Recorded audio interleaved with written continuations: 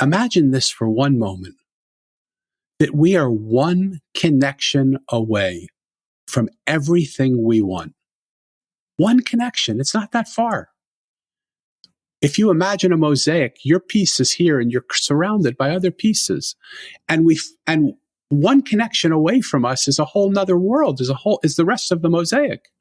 And if we follow any of those, or if those aren't working, we can shatter the mosaic, because it's not like a jigsaw puzzle where every piece goes in its perfect place and it can't happen without that piece there. A mosaic, every piece can go everywhere. So we can rearrange the pieces of our life. So if a certain thought is bringing us to a reality of a life that we don't want, we can change that thought. So what would happen for all of us if we change the initial thought that creates the words that we say, that creates the stories that we tell, that creates the life that we're stuck in? Would it bring us out? I don't know if it would. For you, maybe it would, maybe it wouldn't.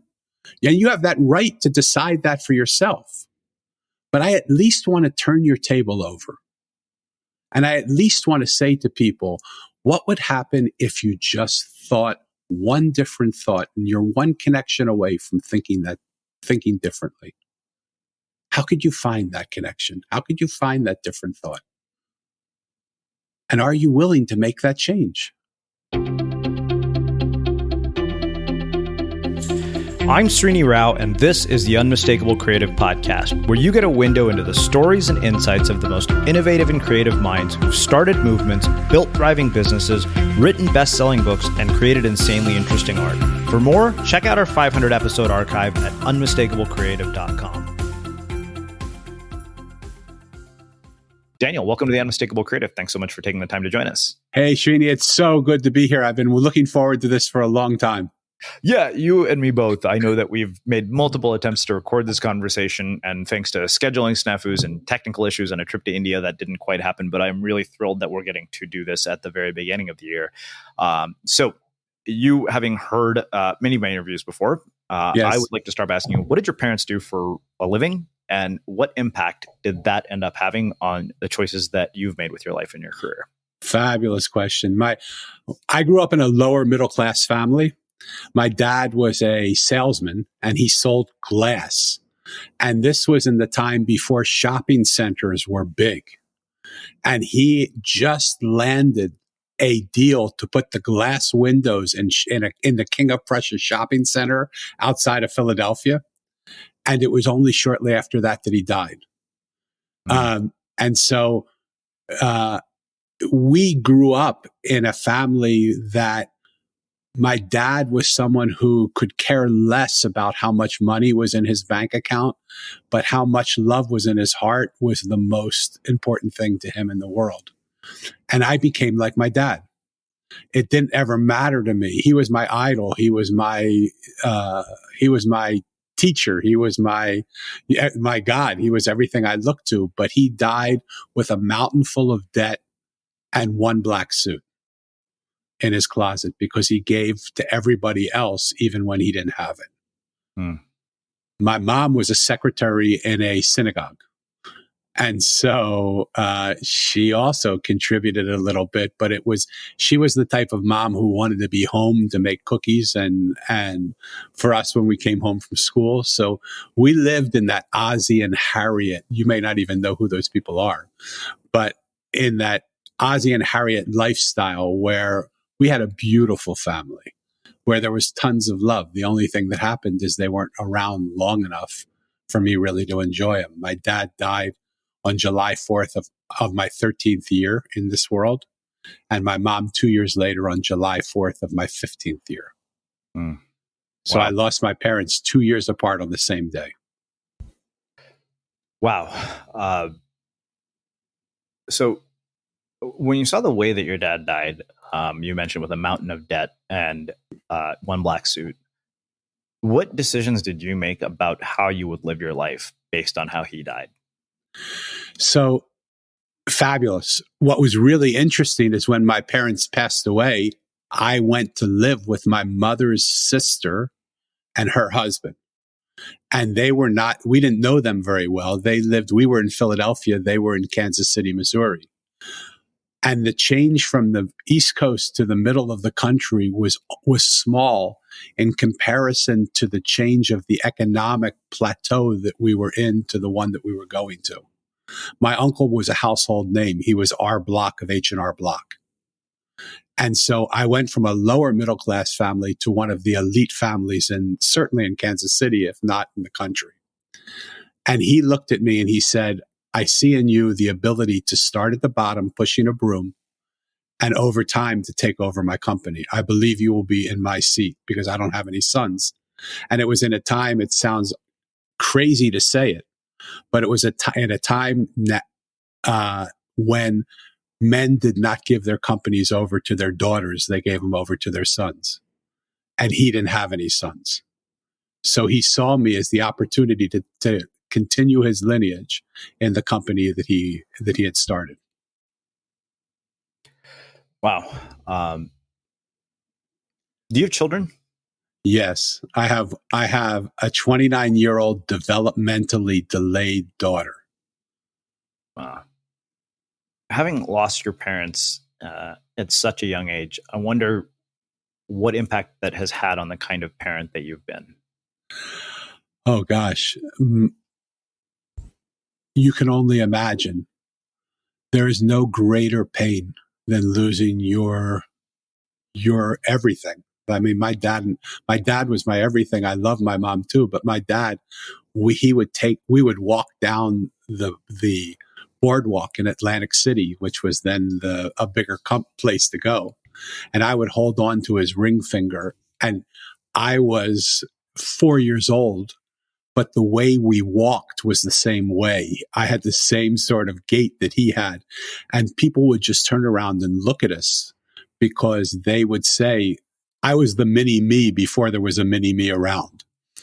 And losing him shook my entire world. I lost everything, every connection that I knew of to things that were good in my life. I lost.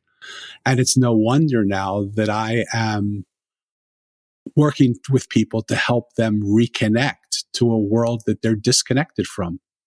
We live in the most connected time the world has ever known, but we're more isolated and alone than we've ever been. And partly that's because we're disconnected from ourselves. And I realized my disconnection,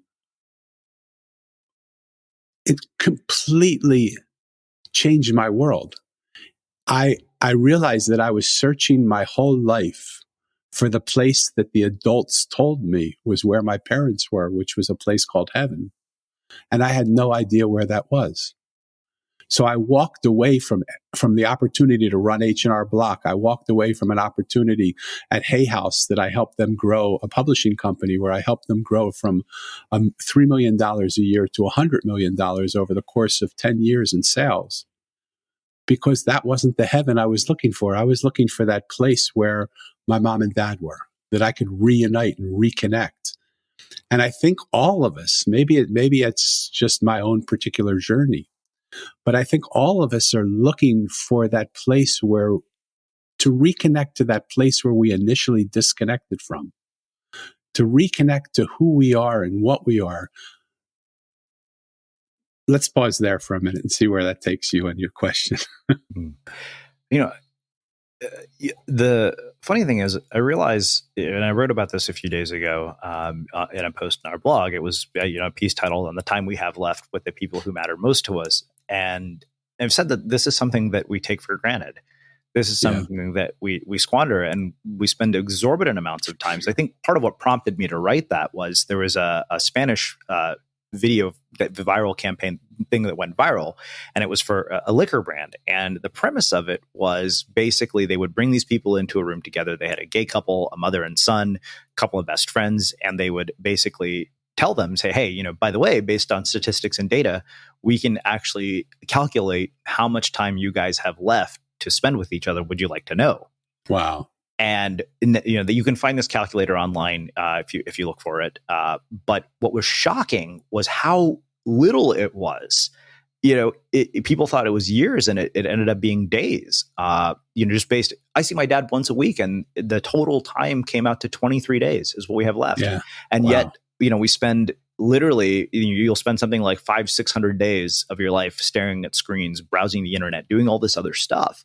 So the reason I brought that up is because I wonder, when you're so young and you lose both parents, how at that age do you process and navigate grief?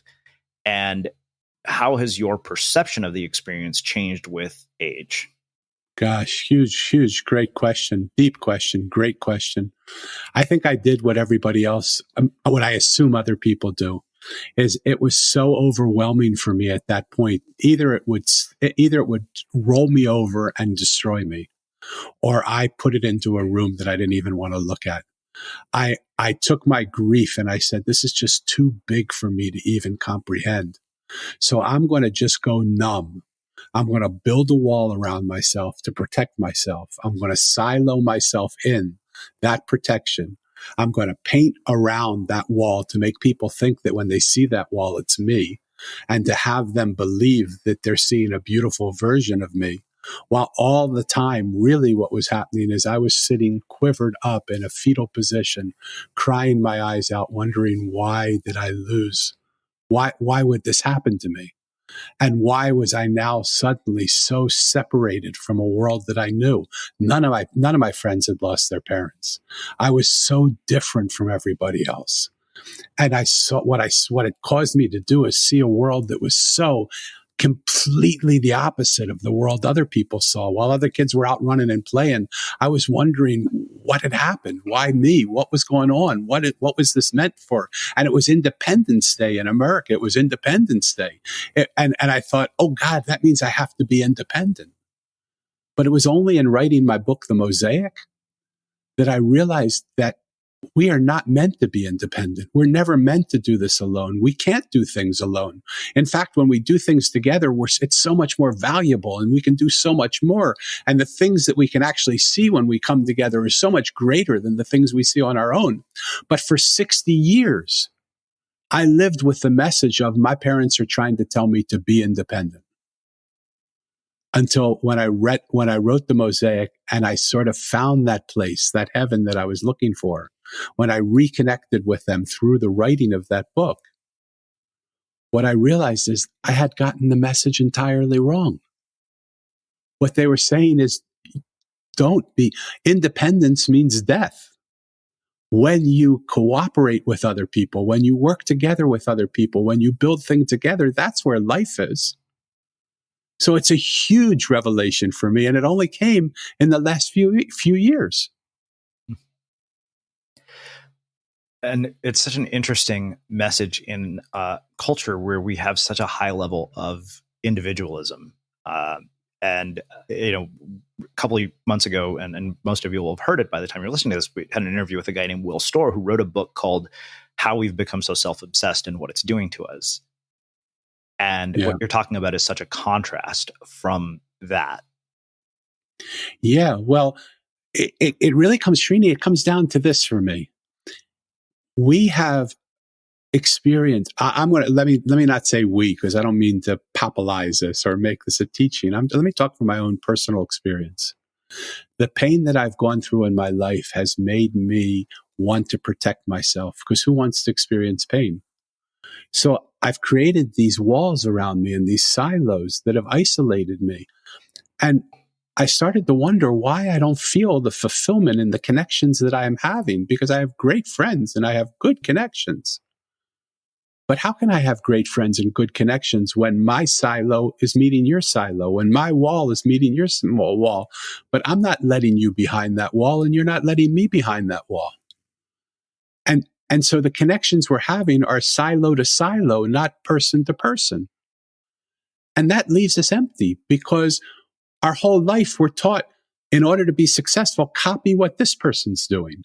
Do these things. We're sold day and night, 24 hours a day, 7 days a week. We're sold things to make us happier or more successful or feel better or look better. No one ever tells us, hey, why don't you just be yourself? Like, don't go outside of yourself, go inside yourself. What's inside you? What's your passion there that keeps you awake at night? What happens when you connect with that? And when you connect with that, Where was that given to you from? How does that work? And how do you use that to connect with other people who have passions that are similar? They don't have to be exactly the same passions. They don't even have to agree with you. But when people of passion come together, whether they're of like mind or unlike mind, they create passionate situations. And that's what's missing. We have passion, but all our passion is spent from silo yelling at silo that we're right, you're wrong, we're right, you're wrong, we're right, you're wrong, because we're so insecure to allow somebody else in. Does this make sense what I'm saying? Oh, yeah. Yeah, it does. So you mentioned building walls, and I think that this is something that I've experienced firsthand. And so I wonder, how you would deal with this. So I think that I know myself well enough to know, particularly when it comes to the context of romantic relationships, that when I've been hurt, my instinct is to start building walls. Shut down. And not let people get too close. Like, I don't save the phone numbers of people that I go on dates with anymore. Yeah. Mainly because it allows me to basically, not be nearly as attached to them if it doesn't work out, because they're just a number, not a person. And part of me is like, wow, that is kind of sick, and it's abstraction and sociopathic behavior and a wall. So I wonder, how do you prevent yourself from building walls when you've been disappointed and when you've been hurt? Because those are inevitably things that are going to happen. We don't go through this life without getting punched in the face. Totally. So my approach, and it really is the first practice of connection that I've been given by the Mosaic, is the practice of being kind to myself and being kind to ourselves. When we're so hard on ourselves, like if we listen to the way people explain their situations, most of the time we hear people in conflict with themselves. And I don't mean to, if I'm saying something that's inappropriate here, please, I'm sorry. I mean it with all the love of my heart. But I know that pain that you're talking about. But instead of trying to say, how do I stop doing that? What my approach is, how do I be grateful for the walls that I've built up and the thing and what it's done to help me? And how do I allow myself in my gratitude to the protection it's provided for me from the perceived threat that I believe is coming? How do I love that wall so much that I say to him, I don't need you right now. Please stay close because I may need you again. But right in this minute, let's see what happens if I can just drop this wall. Let's see what happens if the pain that I perceive, maybe it's not as great as I perceive it will be. And maybe it's actually more beautiful than the pain of me living in these walls that just suffocate me and kill me. Because I'm safe in here, but I have no life. I have no connection. And I don't mean to get this personal, but just because you mentioned the story, let me just use that and then come back at me, because I'm not saying you're doing anything right or wrong. When we can't trust that that the people we're meeting are here to benevolently help us to learn how to love, whether that's in a business relationship, in a romantic relationship, with our spouse, with our kids, with our own self, then we have no chance to go beyond that. What if instead of thinking these people will probably hurt me because I've been hurt before by situations just like this, think, how did I walk into this situation, and how can I walk into this situation with all the love of my heart so that I can now embrace whatever pain there is here, that I can be compassionate to myself, that I can allow that pain to come into this space that I'm going to hold for it, so that I get it out of myself and into this holding space outside of myself, so that I release that from my being instead of holding it welled up in the walls that I've created. I'm not sure that I'm saying it clearly enough. Is this making sense? Yeah, it is. I mean, it's the kind of thing that I think that when people like myself ask questions like this, I think often we live in a culture of silver bullets and sound bites and life hacks and productivity hacks. And I realize this is not one of those questions that can be answered with such an answer. So yeah, absolutely. It's one of those things that requires a lot of deep reflective thinking. which I appreciate. Yeah, but I want to so admire your honesty to be able to say in front of thousands of people, this is a real situation, because so few people talk about real situations. And I don't want to answer it. Like, my job in the world that I live in is not to answer questions as much as to question answers. And I think that when we start to question some of the stories that we tell ourselves, I have a theory for change that I follow in everything that I do. And it's so simple that I don't understand why the world doesn't practice it on a day-to-day basis. Our thoughts become our words become our stories, and our stories become our life. So imagine this for one moment, that we are one connection away from everything we want. One connection. It's not that far. If you imagine a mosaic, your piece is here and you're surrounded by other pieces. And one connection away from us is a whole nother world, is the rest of the mosaic. And if we follow any of those, or if those aren't working, we can shatter the mosaic, because it's not like a jigsaw puzzle where every piece goes in its perfect place and it can't happen without that piece there. A mosaic, every piece can go everywhere. So we can rearrange the pieces of our life. So if a certain thought is bringing us to a reality of a life that we don't want, we can change that thought. So what would happen for all of us if we change the initial thought that creates the words that we say, that creates the stories that we tell, that creates the life that we're stuck in? Would it bring us out? I don't know if it would. For you, maybe it would, maybe it wouldn't. And you have that right to decide that for yourself. But I at least want to turn your table over. And I at least want to say to people, what would happen if you just thought one different thought, and you're one connection away from thinking differently? How could you find that connection? How could you find that different thought? And are you willing to make that change? So I don't know about you, but vacuuming is not one of those things that I ever look forward to doing. But as you know, your environment has a huge impact on your creativity. So I still like it to be clean wherever I'm living and working. But now it doesn't have to be something that you deal with. If you're like me and you grew up in the 80s, you probably fantasized about the day when cleaning your house would be like it was for the Jetsons, meaning you don't have to lift a finger. Well, the good news is that we're already kind of living in that future. And the easiest way to make sure your floors are cleaned every day is with the iRobot Roomba Robot Vacuum. It cleans up after itself. The Clean Base automatic dirt disposal takes convenience to a new level, automatically empties its own bin into an allergen lock bag that holds 60 days of debris and traps 99% of pollen, mold, and dust mites, so you can forget about vacuuming for months at a time.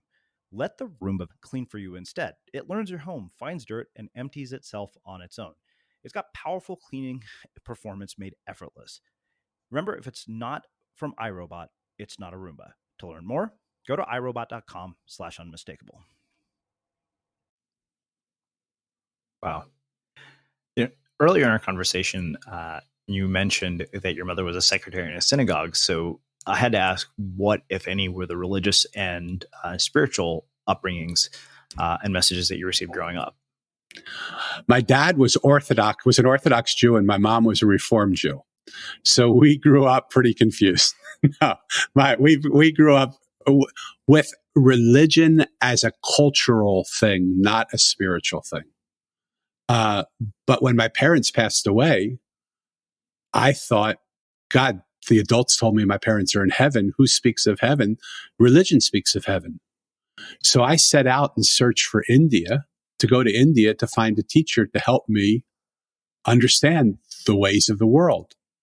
Along that journey, I got sidetracked in Israel for 5 years and was one day away from being ordained a rabbi, and I left because I couldn't follow the doctrine that the Orthodox Jewish tradition gave, because I still believed in a more Indian approach to life, which is God exists in everything and in everybody, and there's no one way that's right. The only way that's right is if you love him. And so it definitely influenced me, but not in the ways of going into the organized religion that I was born in. Even though when I came to Israel, they said to me, I met a very sacred man there. And he said, I have one question for you. Why were you born Jewish? Were you born Jewish to become a Hindu? Or were you born Jewish to understand Judaism? And I had to stay with him 5 years until I could give him the answer to that question. Wow. So one thing that I think is really interesting is you had the sort of drastic contrast of a father who died in a mountain of debt, and then, a family who had, really what seems to be the kind of wealth that would sustain itself for generations. And, and I only know this from having seen some of the documentaries on Johnson and Johnson, that the family that, had the Johnson fortune. And, I wondered, one, what are the things that you learned about money and wealth from each of those perspectives? What are the messages that you got, and how did they shape your decisions early in your life, and how have they shaped them now? Beautiful. My dad taught me to live life the way you want to live it. And don't give a damn what anybody else thinks or says. If it's in your heart to do it, just do it.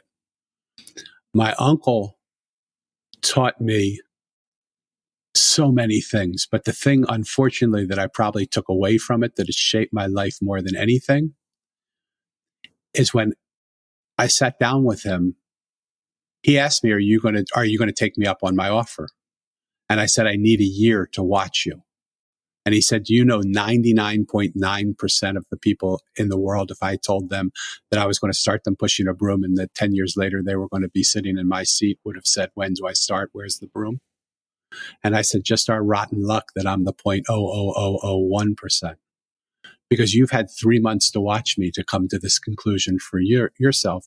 I would like to take a year to watch you and see what I'm walking into, because I don't know this world. And at the end of a year, it sounds easy because we're talking in a story right now that is easy. It's following 1 year later as if it was just moments later. But 1 year later, he said, I'm going to pick you up from school today and we're going to go out to lunch. I'm going to actually take you out to lunch. I'm going to have you leave school early. And we went to lunch and we sat down. He said, so do you have an answer to my question? And I, being the smart ass kid that I was, said, you have to ask me a question first. He said, oh, did you forget the question I asked you 1 year ago? And I said, no, I forgot. I only forgot that today was 1 year later, but I promise you I will never forget that again. When you give me a date, I will honor that date. He said, so do you have a question? I said, yes, I do. But my question comes in the form of 3 questions. And he said, okay, tell me what those are. I said, I remember in the summer you had a birthday party, and you had over 250 people at our house. And I remember coming up to you and saying, God, how beautiful this must be to have this many friends, to have this many people who love you and care about you and come here and want to celebrate your birthday with you. What a special day this must be for you. And I said, do you remember what you said to me? He said, yes, I do. I'd say it to you again today. I said, I'm going to paraphrase it and you tell me if I'm right. And he said, go ahead. I said, what I remember from that story is you telling me none of these people are my friends. If tomorrow I would lose all my money, no one would be here at my party. They're only here for one reason, because I have money and they want it. And I said, and I said, is that right? He said, yes, that's exactly right. I'd tell you the same thing today. And I said to him, then why would you want to give me that gift? Why would you want to give me the gift of believing that nobody gives a darn about me? They just are interested in me because I have your money. He said, okay, I see where you're going. What's the second question? I said, the second question is, I remember when we were sitting at dinner one night and your daughters were starting to get serious with boys. Do you remember what you said to them? Excuse me. And he said, yes, I do. And I would say, I say it to him every day still. And I said, again, let me paraphrase and you tell me if I'm correct. You said to them, you know, you're not that attractive. You're normal looking girls. You're not beautiful. You're normal looking. So you have to know any boy that's interested in you is interested in you because of your last name, not because of who you are. And I said, is that right? He said, well, Danny, I have to believe that. And I said, okay, so say that I would be able to get over the first question. Say that I would be able to make real friendships with people. Why would you want to give me that gift to my kids? Why would you want my kids to have that gift? And he said, I see this isn't going so well. What's your third question? I said, my third question is, if I were to start at the bottom and push a broom and come to the top and have ideas of how I could help the company grow, because I've seen it from inside out and I've seen new possibilities and new ways of doing things and new directions, because you're really innovative. He bought CompuServe when it was the first internet company out there. He wasn't a conservative, not innovative man. I said, if I were to have that vision and I were to see new things that I could do, would you give me the space to do that? And he said, Danny, if something isn't broken, why would you try and fix it? Just do the system, know the process. I said, Uncle Dick, does it seem to you that we have the answer to our questions? He said, yes, it does. And I'm sorry for you. And you know what has to happen now. I said, I think I do, but why don't you tell me? He said, I have to gently ask you to leave our family, because you obviously have rejected what we have come here to give you. So I'm going to ask you to leave. And for all intents and purposes, you're excommunicated. And I looked at him and he was expecting me to be mad at him or unhappy. And somehow as a 16-year-old kid, I said to him, I can't thank you enough for who you are and the opportunities you've given me. I would have never had a chance to see the world like you've shown it to me. And I so respect you and so honor you. And I want you to know that even though I'm not in contact with you, I love you. And I'm so thankful to you for all that you've shown me.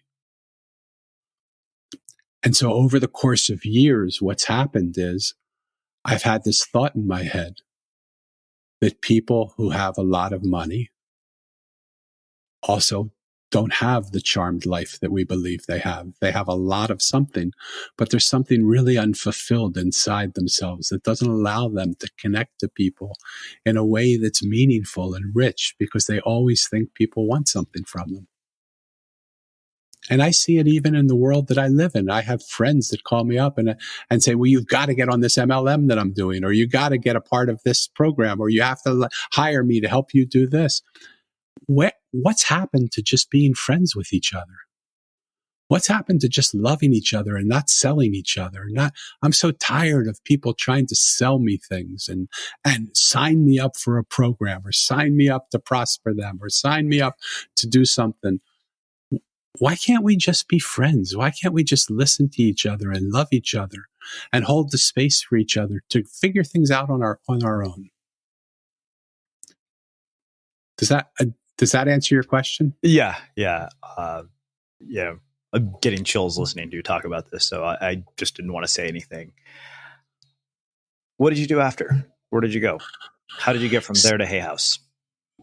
So I went to university and I studied psychology, because I thought I got to find the answer to why this little innocent kid would leave his parents would die, why he would go from a lower middle class family to one of the elite families in the world. Like, what in the heck is behind all this? And I took all of my undergraduate psychology courses in 2 years so that I would have a degree in psychology. But I found that it didn't answer the questions that I had. And so that's when I left school. I dropped out of school after my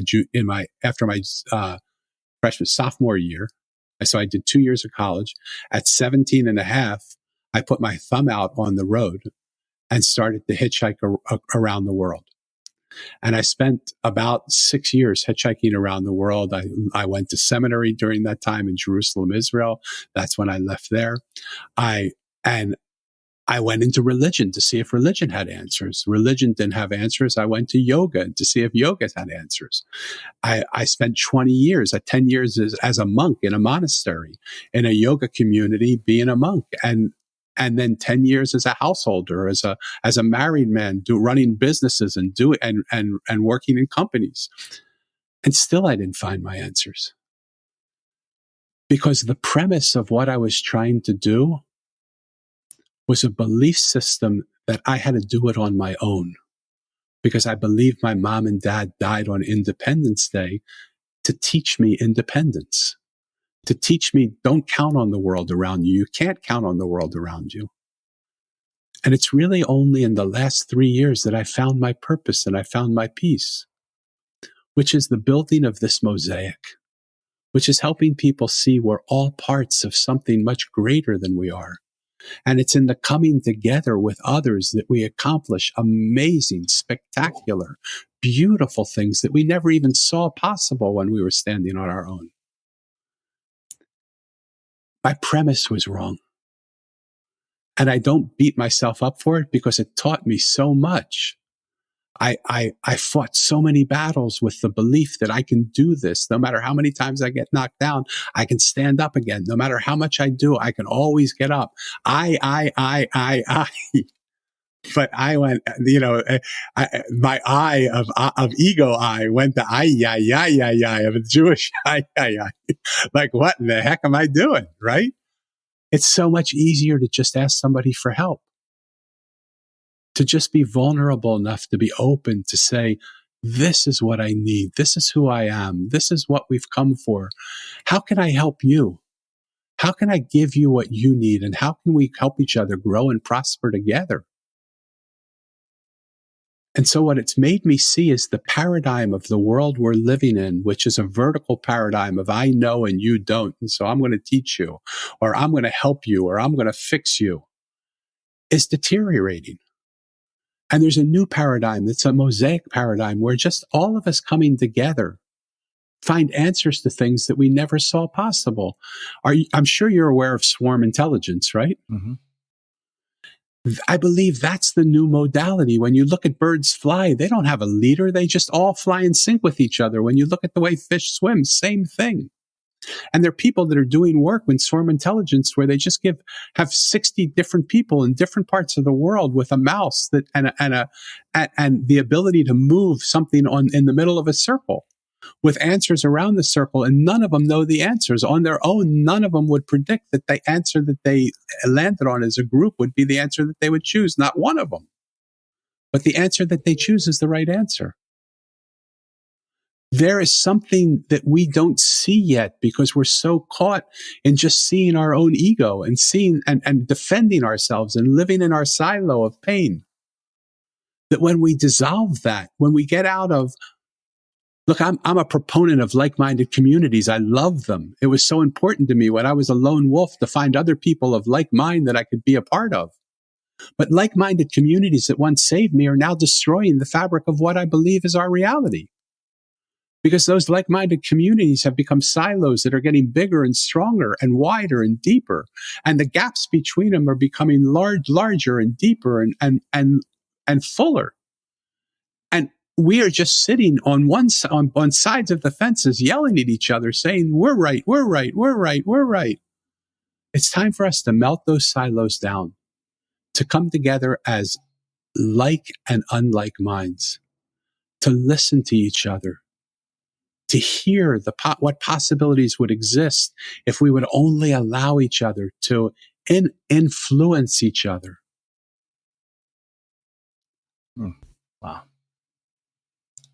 So I wonder, you're at Hay House of all places, which is really a breeding ground for ideas and things that move us forward as a society and things that change our perceptions of what's possible in our lives. How much of your own perspective was influenced by the work that you did there and the people that you were exposed to there? And how did you take what was useful and relevant to you and discard what wasn't? Yeah, beautiful. You're so good at what you do. Thank you. You ask such good questions. So I was at Hay House for 10 years. I came when they were a $3 million company, and I left when they were doing $100 million a year in sales. What I saw is even the people that are changing millions of people's lives, Behind the facade of who they show is a person that has a lot of pain. And so often I would say to people, it's time for you to read your book again. Your book is changing millions of people's lives. Read it. Just sit with it again. Allow it to influence you again. And what I found is there are a few people. I mean, there's some saints that have come into this world that have written the book that they want to share a vibration and a story and a feeling with the world that's their vibration, and it does that.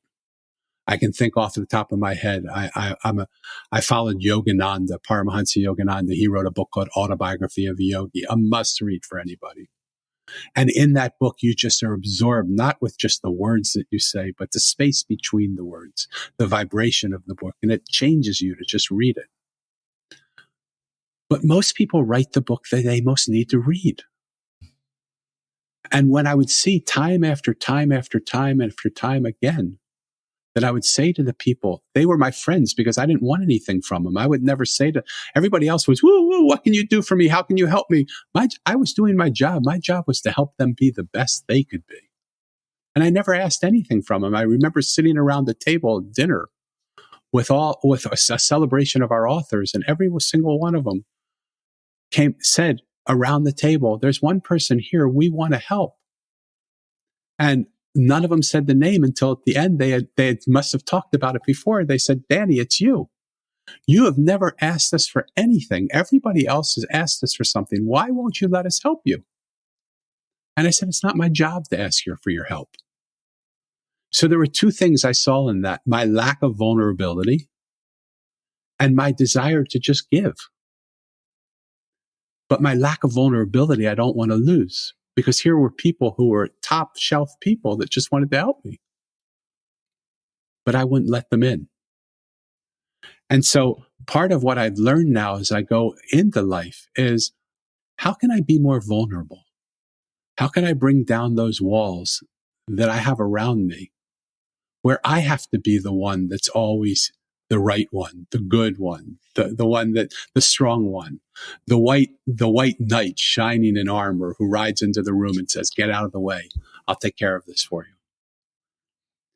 And how do I just allow you, Srini, right now, to see the little boy scared to death, hiding behind his wall, that might not be good enough, that just might not be enough, that might not be able to help you, that might not be all that you want me to be. And I sit with that boy now, and I just, instead of hiding him and being ashamed of him, I just hold him in my arms and say, look at the man you've become. There's some things in me that you'll love. There's some things in me you won't love. But look at the man you've become. I'm proud of that man. And I want you to be proud of him too. And help me to make this man a better man. Connection. Everything in life is connection. I'm talking now about connection to my own little self. I'm talking now about a connection to vulnerability. I'm talking now to a connection of a premise that led me in one direction. And when I changed the premise that I was following, my whole destination changed. It's all about connection. And that's what the Mosaic is. It's a simple fable. It's a simple story. And the story, you can read it and enjoy it. It'll take 2 hours, 3 hours to read. It's just a simple, simple story. But the real story only starts the moment you finish the book. And the moment you allow the mosaic, the connectedness of life, to change you, to enter you, to lead you in places that you would never go before. The things that I'm talking about, I don't write about in my book, but when I read it again, every one of them is hinted in it that I didn't even know that it was happening. I would write and it would erase. I would write and it would erase until I got it just the way it wanted it to be. And I didn't understand why. It's only now, going back, that I'm starting to understand why. because what it says is beyond the words that are on the page. The story it tells is only the beginning of the story of what it will tell if you allow it to enter you. So I can't recommend highly enough that people start to listen to the stories around them, start to listen to other people, start to take a moment during the course of your day to just ask a question to someone you don't know and just take the time with them to listen to their answer.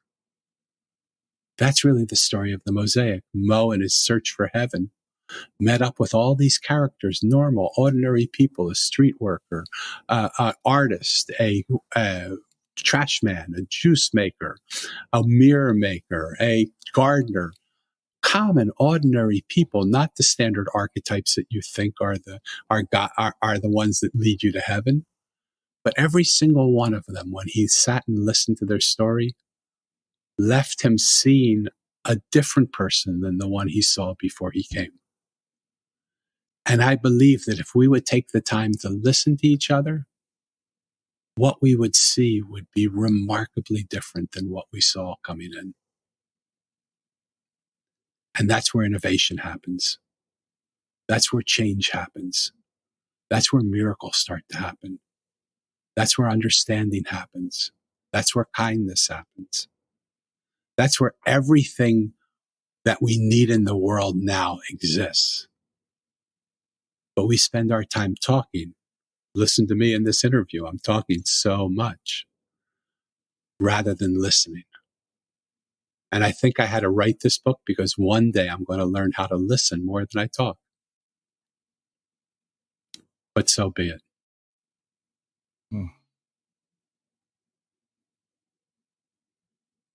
What are you still uncertain about, and what are you afraid of? Oh, wow. I think I'm uncertain about everything. I think one of the big changes in my life is I went from feeling certain about everything to being uncertain about everything. What am I scared of?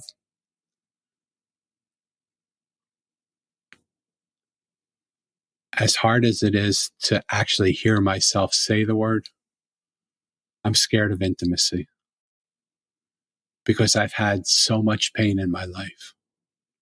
I am married now. My wife passed away 18 years ago of the worst cancer a person could ever have. She spent the last 2.5 years of her life in blood-curdling, screaming pain. 45 minutes on, 45 minutes off, all day, all night. And I, the great white knight, was 2 inches away from her and couldn't take away 1 second of her pain. But at the end of 45 minutes, it went off for 45 minutes and she was fine. I'm scared of that happening again. I'm now remarried to one of the most exquisite women I've ever met. She's beautiful outside, but her beauty on the outside is not even comparable to how beautiful she is inside. Her gift is her ability to love. And she stands there just loving me, even when I push her away. Because I'm scared that if I love her and let her in, something bad will happen to her. Look at the story, look at the thoughts, look at the words, look at the stories, look at the life. I have to change that thought. Because if something bad happens, it might. But why keep somebody that I love so dearly at bay? Because I'm scared that something could happen to them. Because that's what's happened to other people that I've loved. I've lost them. And that pain for me has been so big that I would rather keep people away than bring people in close. And so I laugh at the guy with the big G on his sweatshirt that has me talking to people about connection. I feel like the least appropriate person in the world to share that message because it's what I'm most scared of. And so I remember the beauty of being at Hay House and seeing that the people wrote the books that they most needed to read, not the ones they knew. And I put myself happily in that clump of people because it should only happen that I learn how to connect to myself to my God, to my source, to my purpose, and to each other.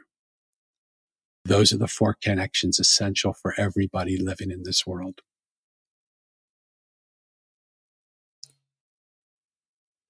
Wow. Well, I think that makes a really, really thought-provoking end to a very, very, very insightful and deeply contemplative conversation. So I have one final question, Beautiful. which is how we finish all of our interviews with the Unmistakable Creative. What do you think it is that makes somebody or something unmistakable? Being themselves. I think in the world we live in today, I don't think I know anybody that's truly themselves. And I know a lot of people. And the messaging the world gives us is copy this system and you will be successful. I just wrote a Facebook post today that by copying what other people do, we might become financially well-to-do, but we might not become content. I believe it's only when we can go inside of ourselves and we can get our answers from within us. And that doesn't matter if it's in a relationship with another human, with another person, your wife, or your friend, your associates. If it's a business, if it's a government of a country, we have to be true to ourselves. And I think we've lost the ability to even know who ourselves is. I think we're scared to death to find who we are behind those walls, to touch. We've blockaded. I know I'm going to say for me, I've blockaded myself so much in my room, in my silo, because I'm so scared of the pain that I once felt. That pain has become exponentially bigger. I remember years ago, I did an experiment. I remembered I had made pretend that a room in my house was the room that I put all my pain in. And I would keep putting that pain in that room all the time. I had an extra room and I just put it in there and I never opened the door. After years of having that room be there for only my pain, after being scared to death to open the door to that room, one day I just sat and I said, I'm going to open the door now. Do you know when I walked in the room, there was nothing in there? But I had spent years believing that I could never deal with the pain that was there. There was nothing in there because I wasn't the same person anymore that had put all those painful places in, and I couldn't even remember what they were anymore. If we could have the courage to just be ourselves, to go within rather than to live life from inside out, rather than from outside in, to me, that would make somebody unmistakable because there's so few people around doing that. Amazing. I can't thank you enough for taking the time to join us and share your story, your wisdom, and your insights with our listeners. This has been mind-blowingly cool. Where can people find out more about you, your work, and everything that you're up to? Thank you. First of all, thank you so much for saying that, because you have no idea how much I respect you and how many people you've spoken to and how meaningful that is for you to say that to me, because you just touched me deeply with those words. So I want to thank you for that. People can find me. The easiest place, everything that I have is on the mosaiconline.com. That's my website. And it's being added to all the time, but you can find all my social media. You can find my contacts. You can find my sort of approach to life. You can find how to get the book. You can do all of those things there. And that's the easiest place to do it. And for everybody listening, we'll wrap the show with that. Thank you for listening to this episode of the Unmistakable Creative Podcast. While you were listening, were there any moments you found fascinating, inspiring, instructive, maybe even heartwarming? Can you think of anyone, a friend or a family member who would appreciate this moment? If so, take a second and share today's episode with that one person, because good ideas and messages are meant to be shared.